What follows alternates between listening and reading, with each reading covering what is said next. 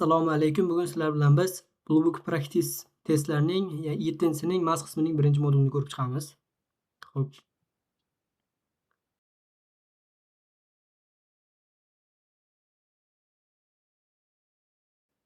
Birinchi savolimiz. Lorenzo purchased a box of cereal and some strawberries at the grocery store. Ya'ni Lorenzo degan bola bir quti boshoqli donlar va biroz qulupnaylar sotib olibdi. Lorenzo paid $2 for the box of cereal. Ya'ni mana cereal uchun u $2 to'labdi and 1.90 per pound for the strawberries. Ya'ni qulupnaylar uchun har biri uchun $1.90 dan so'rabdi. If Lorenzo paid a total, ya'ni bu total degani umumiy degani $960 sarflagan bo'lsa, which of the following equation can be used to find P? The number of pounds of strawberries Lorenzo purchased. Ya'ni P ni topishimiz kerak ekan. Bu bizda ya'ni poundlarni strawberry, ya'ni qulupnaylar sotib olingan poundlarni ko'rsatib berar ekan. Ya'ni $2 ga bizda cereal sotib oldi. $2 ga cereal sotib oldi va 1.90 dan nechtadir sotib oldi. Ya'ni P sonicha sotib oldi. 1.90 dan P da qo'shilgan $2 jami $960 bo'ldi. Demak, to'g'ri javobimiz A bo'lar ekan. Hop, ikkinchisida the function f is defined by, ya'ni funksiyamiz shu orqali ifodalanar ekan. What is the value of x teng 2 bo'lganda funksiyaning qiymati necha bo'ladi deyapti. Ya'ni bu yerga 2 qo'ysak, bu yer 50 bo'ladi. 50 ga 30 qo'ysak 80 bo'ladi. Keyingisi. The graph shown gives the estimated value in dollars of the table as a function of the number of months since it was purchased. Ya'ni tableimiz bu yerda value, ya'ni dollarda qiymatini ko'rsatar ekan.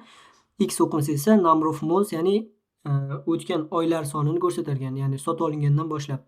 What is the best interpretation of the y-intercept of the graph in the context? Y-intercept degani bizda x teng 0 qiymatni qabul qiladigan joy degani. Ya'ni x teng 0 qiymat mana yerda, ya'ni y dan 250 nuqtada y-intercept bo'ladi. Ya'ni the estimated value of the tablet was boshida sotib olinganda 225 bo'lgan deyapti. Ya'ni A javobimiz bo'ladi. B javobimizda the estimated value of the tablet 24 months after it was purchased. Ya'ni 24 oy o'tganda 225 bo'lgan deyapti. Ya'ni 24 oy o'tganda bizda mayda 50 bo'lyapti mana. B javobimiz xato. Estimated value of the tablet had decreased, ya'ni $225 ga kamaydi deyapti. 24 oy o'tgandan keyin. Aksincha bu yerda 50 bo'lyapti. 225 50 esa $170 ga kamaydi. Lekin biz ma'lum nuqtani ifodalasak bo'ldi. Bu ham xato. The estimated value of the tablet decreased, ya'ni kamaydi 225% ga. Bu ham bizga umuman qiziq emas. Bu yerdagi bitta nuqtani ko'rsatib bersak bo'ldi, kamayishi kerak emas bizga.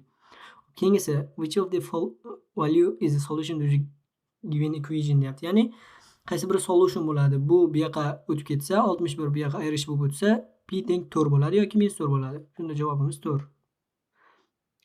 Triangle, ikkita shunaqa triangle bor ekan, ular bir-biriga congruent, ya'ni o'xshash ekan. F ga correspond to, shu burchaklar bir-biriga respectively degani mos ravishda degani. Mos ravishda teng bo'lar ekan. Ya'ni A imiz J ga teng bo'lar ekan, phi imiz K ga, G imiz L ga teng bo'lar ekan. The measure of the angle A, ya'ni A imiz 45 ekan, bizda F imiz 20 ekan. What is the value of angle G? G ni qiymatini so'rayapti. Bu yerda bizga G ga A mosligi uchun A 45 edi. Demak, J imiz ham 45 bo'ladi. Bir-biriga mos. During the first part of the experiment, the bulb was launched from 7 foot tall. Ya'ni boshida boshlanganda u 7 bo'lgan ekan. Bizda x imiz 0 daligida u 7, ya'ni boshlanganda 7 edi. During the second part of the experiment, the ball was launched the same way, but from the platform that is 2 feet shorter. Ya'ni ikkinchi marta u uloqtirilganda u boshlang'ich nuqtasi 2 feet shorter, ya'ni shorter degani kamroq degani, 2 feet kamroq bo'libdi. Demak, bu yerda 7 edi, 2 feet kamroq bo'lsa 5 dan boshlangan demak. Bu yerda 4 dan boshlanibdi, xato. 5 dan boshlanibdi, to'g'ri. The ratio x and y equivalent to ratio, ya'ni x va y-imizda nisbati 9 va 5 nisbatda ekan. The value of x teng 160, ya'ni x qiymat 162 bo'lganda y qiymati necha bo'ladi deyapti. Xo'p, bunda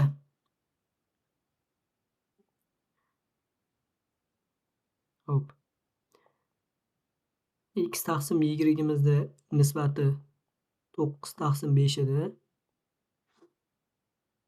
Endi x imiz 162 bo'lganda y qiymatini so'rayapti. 9 taqsim 5 nisbatda bo'ladi. Y-imiz teng 162 ko'paygan 5 taqsim 9 bo'ladi. Xo'p, endi buni 162 ko'paygan 5 taqsim 9. Javobimiz y qiymati 90 bo'lar ekan. Keyingisi. At a state fair, attendees can win tokens that are worth a different number of points depending on the shape. Bu yerda prosta ma'lumot beryapti. Bu yerda qiziq emas bizga. On attendee one S square bu birinchisi S bilan belgilanibdi, ikkinchisi esa S C bilan belgilanibdi. Xo'p, ular total degani umumiy degani. Umumiy 1120 points to'plashibdi. Xo'p. Birinchisi har biri 80 dan to'plabdi, ikkinchisi 90 dan to'plabdi. Ya'ni aytyaptiki how many more points in a social token worth than the square tokens. Ya'ni social tokenimiz square tokenga nisbatan qanchaga ko'p deyapti har biri. Ya'ni bizda bittasi 90 dan, bittasi 80 dan. Bir-biridan qanchaga ko'p deyapti? 90 dan 80 dersak, bir-biridan 10 ga ko'p.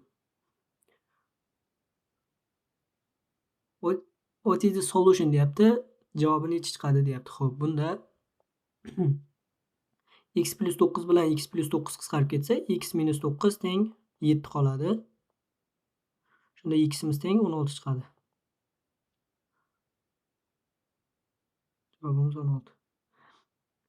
The equation shu relates the variable shular bilan belgilanibdi deyapti. Shunda s minus b ni qiymati nechi bo'ladi deyapti. Ya'ni b ni bu yoqqa minus qilib o'tkazib yuborsak, s minus b imiz teng 12 ta bo'ladi. X intercept degani y-imiz teng 0 bo'lgan qiymat deyapti. Ya'ni bu yer 0 bo'lsa, buni ham yozib tushuntiray. Xo'p, bu yerimiz 0, x intercept degani uchun y teng 0 degani. Bu yer 0 bo'lsa, bu 3 yo'qolib ketadi. X teng 14. X teng minus 5. X teng minus 4 degan 3 ta yechimimiz chiqadi. Bu yerda bitta solutionni toping deyapti. Любой bittasini yozsalaring to'g'ri chiqadi. Ya'ni funksiyamiz shu orqali ifodalanadi deyapti. Define degan ifodalanadi. F 1 taqsim 4 nechi bo'ladi deyapti. Xo'p.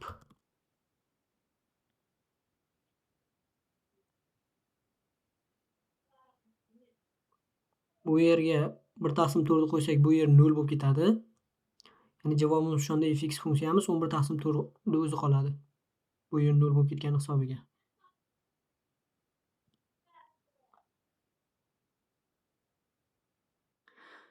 Bu savolimizda a circle in xy plane as equation, ya'ni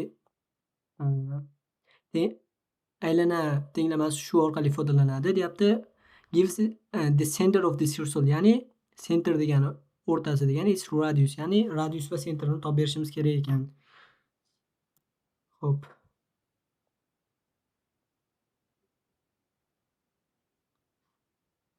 Bu yerda bu bizda x ni beradi, centerini x ni beradi, bu centerini y ni beradi, bu radiusni kvadratini beradi. To'g'rimi?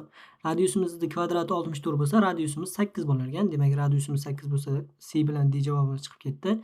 Endi ximiz 13 bo'lsa, y'imiz k ekan. 13 k degan nuqtada center ekan. Demak, B ham chiqib ketdi. To'g'ri javobimiz A. Keyingisi. A circle has a radius of, ya'ni radiusi bizda 2/1 ekan. Area of the circle is BP orqali ifodalanar ekan. Area degani yuzasi degani. Ya'ni bizda P r kvadratida aylanani yuzasi. Endi bu 2/1 kvadrati pi bo'lishi kerak, to'g'rimi? 2/1 kvadrati 4/1 pi ekan, ya'ni yuzasi bu BP orqali ifodalalyapti. B-imiz demak 4/1 ga teng ekan.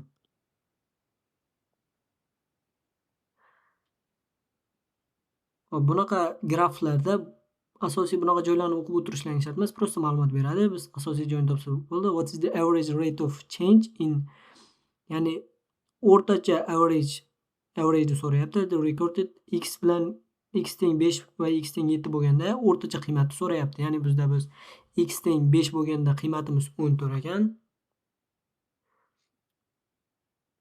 Xo'p, x teng 7 bo'lganimizda qiymatimiz 24 ekan. Ikkalasi o'rtasidagi farqimiz 24 edi. Bo'lib qo'yamiz. Sonlar o'rtasidagi farqi. Shunda javobimiz 5 chiqar ekan. Average deganda o'rtachasi. Xo'p.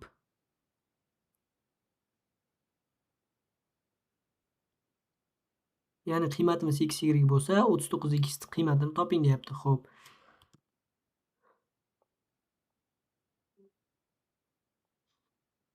Bu sistemamizda birinchi o'rinda men qo'shib yuboraman. Qo'shib yuborsam buyog'i 0 bo'lib qoladi. -3y plus 3y bo'lgani uchun tepasi 13x minus 6 qoladi. Demak, bu buyoqqa minus o'tib ketsa, 13ximiz teng 6 qoladi. Endi buni 3 ga ko'paytirib yuborsam, 39x qiymati kelib chiqadi. 39ximiz teng 18 ekan-a.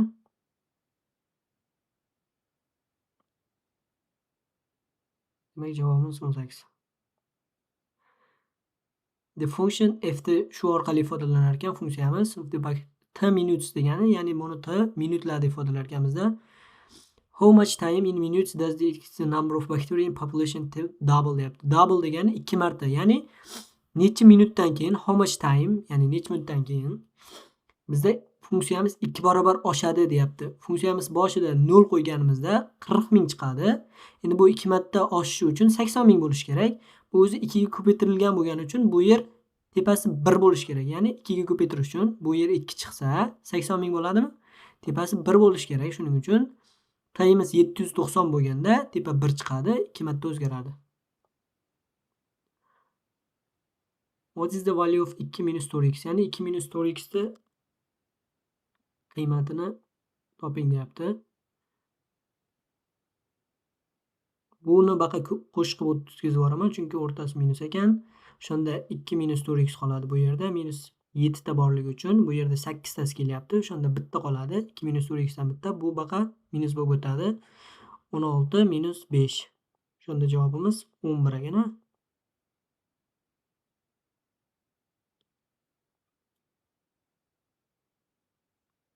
A scientist studying the life cycle of the dragonflies counting the number of dragonflies in a certain habitat each day for 46 days. Bu yerda prosta ma'lumot beryapti. Buni o'qib o'tirish ham shart emas. On February 15. Buni ham yozib tushunamiz.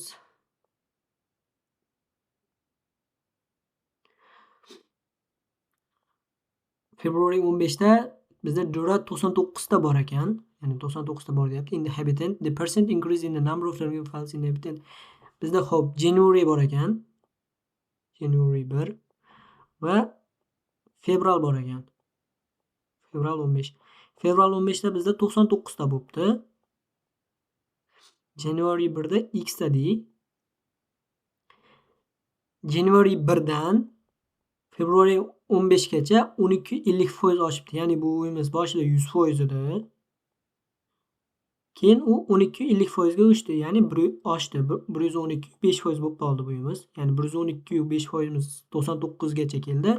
Boshida 100% January 1 da qancha bor edi deyapti. Ya'ni x teng necha edi deb so'rayapti.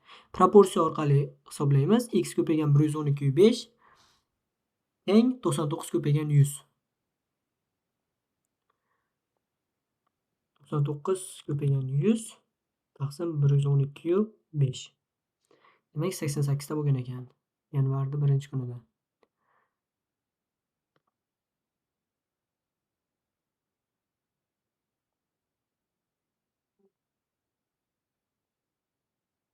One solution to the given equation can be written, ya'ni bitta solutionni shunaqa ko'rinishida yozishimiz mumkin ekan.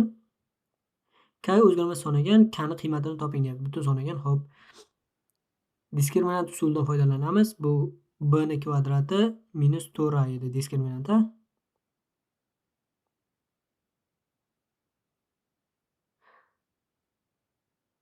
Hisoblasak 64 minus, bu yerda minus borligi uchun plus bo'lib ketadi. 4 hissasi bor. 4 ko'paygan 7 ko'paygan 2. 4 kere 7 28 56. 64 qo'shilgan 56. 120 ekan. Endi bitta yechimimiz 8. Bitta va ikkita yechimini biroq yozib ketay. 8 plus minus ildiz ostida diskriminant taqsim taqsim 2a bo'lardi. Bu yerda 2 borligi uchun 2 kere 2 bo'ladi. Demak, bu yerda biz mana uni k orqali ifodalayapmiz ekan. Demak, k'imiz 120 ekan, a?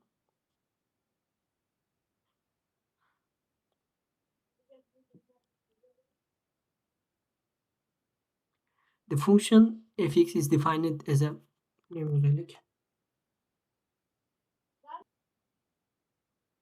Hop. The function fx is defined 19 more than 4 times of number x. Ya'ni fx'imiz degan funksiyamiz bor ekan bizda.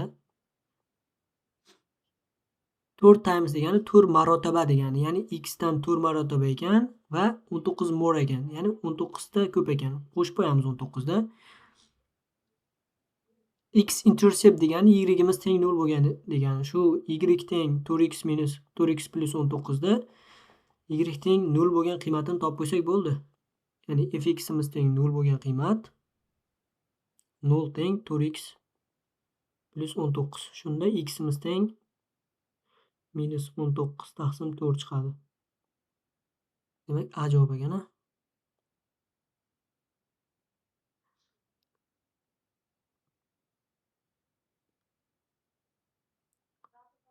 Oxirgi savolimiz.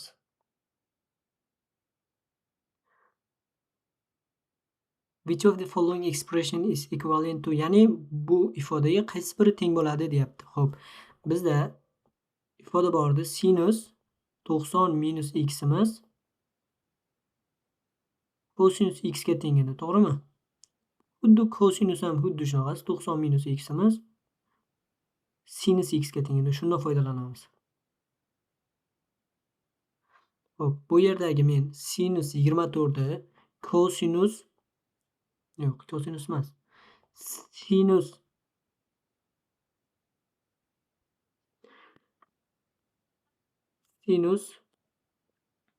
90 minus 66 desam bo'ladimi? 90 minus 66 miz ham sinus 24 ni beradi-yu, bu kosinus 66 ni beradi. Bu yerda bitta kosinus 66 bor edi. Demak, bu yerda kosinus 66 ni kvadrati bo'lib qoldi-ya, chap tarafimiz. Endi o'ng tarafimizda sinus 66 ni men sinus 90 minus 24 deb yozsam bo'ladimi? Bu ham sinus 66 ni beradi-yu. Bu bizda kosinus 24 ni beradi. Bu yerda bitta kosinus 24 borligi uchun kosinus 24 ni kvadrat bo'lib qoldi. Shunda bizda chap tarafda kosinus 66 ni kvadrati plus o'ng tarafda kosinus 24 ni kvadrati qoldi-ya. Shunda javobimiz C bo'lar ekan. Xo'p, hammasini tugatdik.